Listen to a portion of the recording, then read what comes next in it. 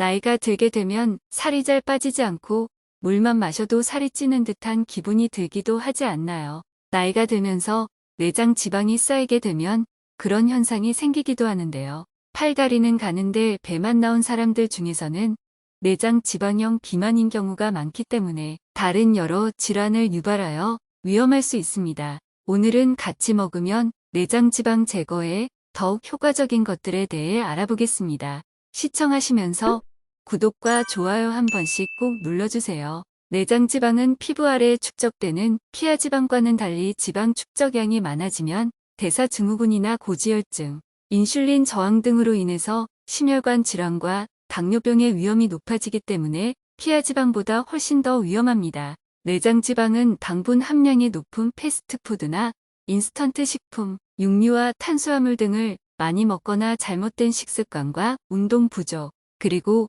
흡연과 음주 스트레스와 같은 이유로 생기는데요.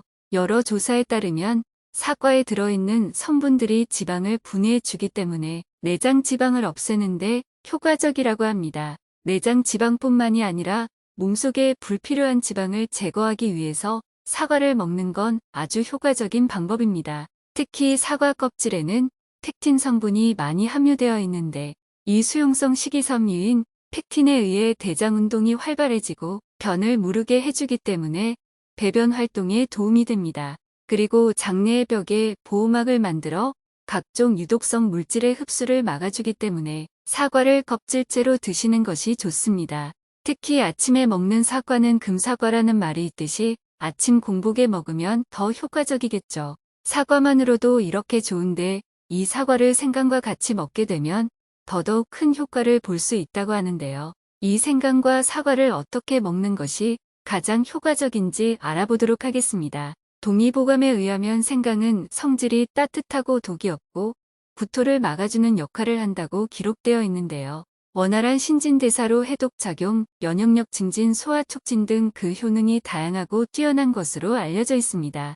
생강 특유의 매운맛이 속을 따뜻하게 하고 식욕을 줄이는 데 도움을 주는데요. 식후에 당분이 많이 든 후식 대신 생강차를 끓여 마시게 되면 열량을 과도하게 섭취하는 것을 막을 수 있습니다.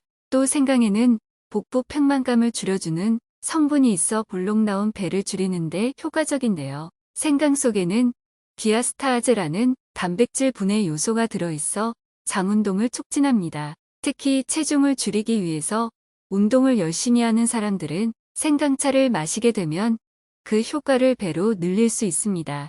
생강의 성분 중에 풍부하게 함유된 진저롤은 체내에서 내장 지방을 태우는 역할을 해주고 진저롤과 슈가올 성분은 운동 후에 생기는 근육통을 완화해주는 기능을 하기 때문입니다. 그리고 신진대사를 활발하게 해 몸속 노폐물을 몸 밖으로 내보내는 데 도움을 줍니다. 슈가올은 내장지방 세포의 생성을 억제해 준다고 하니 우리 몸에 정말 좋은 음식이 아닐 수 없습니다. 그렇기 때문에 생강을 먹으면 건강에 해로운 내장지방은 없애주고 내장지방이 쌓이는 것을 예방해 주는데 큰 도움을 주는 것이겠죠. 한 연구 결과에 따르면 비만 상태인 쥐에게 한 달 동안 생강의 진저롤을 투여했을 경우에 체중 감량뿐만 아니라 내장지방 인자를 억제하는 효과가 나타난 것을 확인했다고 합니다. 체중이 갑자기 늘어나서 스트레스를 받으신다면 사과를 이 생강과 함께 드시는 것이 좋은데요. 어떻게 먹는 것이 영양소를 최대한으로 공급받으면서 건강과 맛을 챙길 수 있을까요? 사과와 생강을 같이 먹기 위해서는 사과 발효액을 만들어 먹는 것이 좋은데 사과 발효액을 만들어서 섭취하게 되면 사과 맛과 생강향이 어우러져 크게 어려움 없이 먹을 수 있습니다. 그럼 사과 발효액을 어떻게 만드는지 알아보도록 하겠습니다. 재료는 취향에 맞게 사과 또는 생강의 양을 조절하시면 됩니다. 먼저 사과 600g과 생강 400g을 식초 물에 10분 정도 담근 뒤 물기를 제거해 줍니다. 물기를 제대로 제거하지 않을 경우에는 곰팡이가 생길 수 있으니 꼭 물기를 잘 닦아주셔야 합니다. 그 다음에 사과는 4등분의 씨를 제거한 다음 껍질째 얇게 썰어주시고 생강도 얇게 같이 썰어줍니다. 사과의 씨를 제거하지 않으면 독성이 생길 수 있기 때문에 꼭 제거해 주셔야 합니다. 얇게 썬 사과와 생강은 설탕 400g과 함께 버무려 줍니다.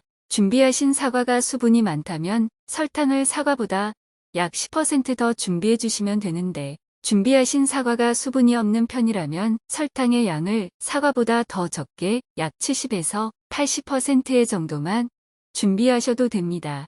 그리고 사과 발효액을 담을 병에 설탕을 얇게 깔아주세요. 용기는 옹기 항아리가 가장 좋지만 옹기 항아리를 구하기 어려우신 상황이라면 유리병에 소주를 뿌려 잘 소독한 후 잘 말려주셔야 합니다. 남은 설탕에 버무린 사과와 생강을 눌러가며 담는데요. 설탕은 발효를 시킬 때 미생물이 설탕을 영양 원료로 먹고 발효액을 내는 역할을 하게 됩니다. 설탕과 버무린 사과의 반 그리고 준비한 생강의 반을 넣고 남은 사과를 넣은 후 다시 남은 생강을 넣었습니다. 사과, 생강 이런 순서가 되겠죠. 그리고 맨 위에 굵은 소금이나 천일염을 5g 넣습니다. 소금으로 막아주게 되면 공기가 통하는 것을 막아주기 때문에 재료가 쉽게 상하지 않는데, 미네랄이 풍부한 천일염을 넣어주게 되면 산패하지 않고 발효가 잘 됩니다. 병 뚜껑을 닫기 전에 병 입구에 면포를 씌운 뒤 고무줄로 고정시켜주면 되는데요. 한지의 경우 잘 찢어지기 때문에 깨끗하게 준비한 면포를 이용하시는 것이 좋습니다. 병을 닫아서 10도에서 24도 사이에 상온에 보관을 해주시면 되는데요. 하루에 한 번씩 나무 숟가락 등을 이용하여 설탕이 잘 녹도록 저어주면 됩니다. 그리고 사과 발효액을 3개월 정도 서늘한 곳에서 숙성시키면 되는데요. 숙성시킨 사과 발효액은 채로 건더기를 걸러내고 건더기를 걸러낸 사과 발효액은 병에 담아 6개월 이상 저온 숙성시키면 됩니다. 사과 발효액을 먹게 되면 장 건강에 매우 좋습니다.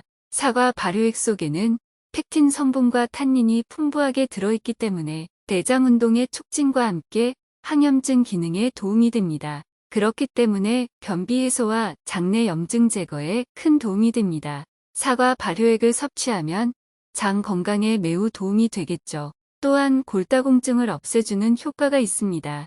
사과 껍질에 다량 함유된 펙틴 성분이 위산의 분비를 촉진시켜 주어 체내 칼슘의 흡수를 도와주기 때문인데요. 그래서 나이 드신 분들이나 뼈가 약하신 분들의 약해진 뼈를 강화시키는데 매우 효과적입니다. 또한 사과의 페놀산 성분이 체내의 불안정한 유해산소를 저하시켜주기 때문에 뇌졸중 예방 효과가 있습니다. 이렇게 만든 사과 발효액은 기호에 따라 양을 조절해가면서 뜨거운 물과 희석하여 차로 마시면 매우 좋습니다. 오늘은 내장 지방에 좋은 사과 발효액에 대해 알아보았는데요. 다음에 더욱 유익한 영상으로 찾아뵙겠습니다.